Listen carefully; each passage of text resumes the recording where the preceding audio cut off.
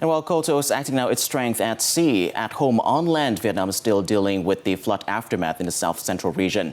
Prime Minister Pham Minh Chinh visited Đắk Lắk province to inspect efforts in overcoming the aftermath of the historic floods that occurred in the south-central region on Saturday. He also held an online meeting with officials from the most affected provinces to discuss the action plan ahead.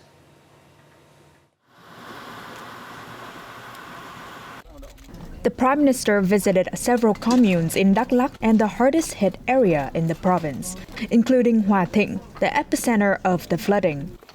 As of Saturday, the commune has recorded 25 deaths, 96 houses completely collapsed, and nearly 5,000 houses fully submerged. Thousands of tons of food and thousands of livestock and poultry were swept away.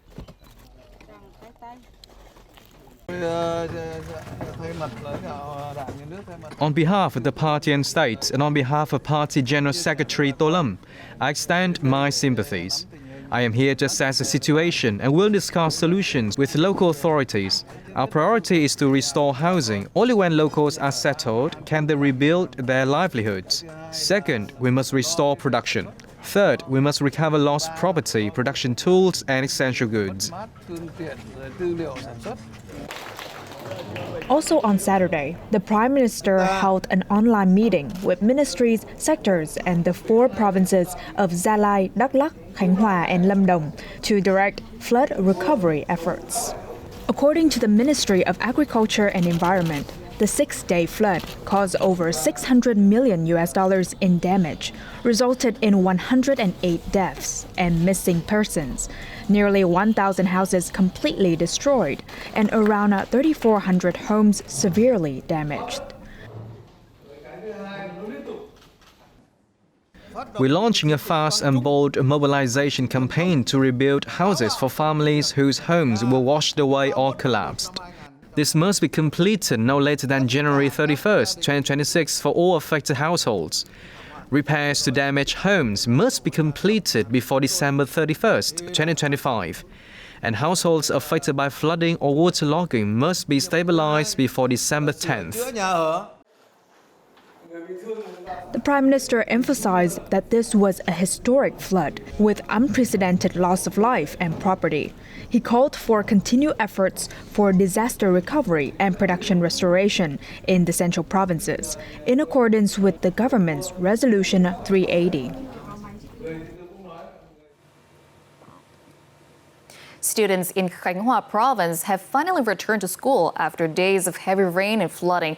However, challenges remained as many lack textbooks, uniforms, and basic learning supplies. Schools and local authorities are currently making every effort to ensure students can fully attend classes. Hiop's family is still cleaning up from the flood in Tây Nha Trang ward. The floods took away many of their possessions, including the textbooks of her children. The entire set of 3rd grade textbooks is gone. I just hope they can have enough books so they can study, because without them, the children don't understand anything. At Vĩnh Thạnh Primary School, which was heavily flooded, the shortage of textbooks and uniforms affects nearly every class. The joy of returning to school is mixed with worry as many students lack essential school supplies. For now, the school has provided notebooks, but the lack of textbooks remains a major obstacle. Teachers and students are hoping to receive support from textbooks, uniforms, writing notebooks, and math exercise books so the children can study well and keep up with the lessons. We estimated that nearly $3 million is needed to support students here. We have proposed this to the Department of Finance, the Provincial People's Committee, and the Vietnam Fatherland Front to purchase teaching equipment and materials, repairing classrooms, and improving the school environment. Khanh Hoa province has supported more than 45,000 students affected by the floods. There are still 30 educational institutions unable to reopen. Cleaning efforts and learning supply purchases are being accelerated as a top priority.